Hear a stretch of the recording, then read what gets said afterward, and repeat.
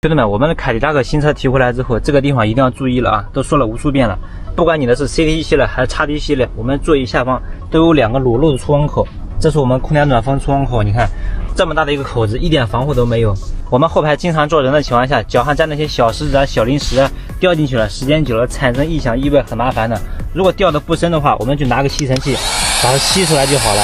如果掉到里面的管道里面的话呢，只能去拆地台了，完全没必要。建议大家安装一对我同款的凯迪拉克专用出风口保护罩，安装非常简单，直接撕开背后的3M 胶，然后对准我们原车的出风口的位置啊，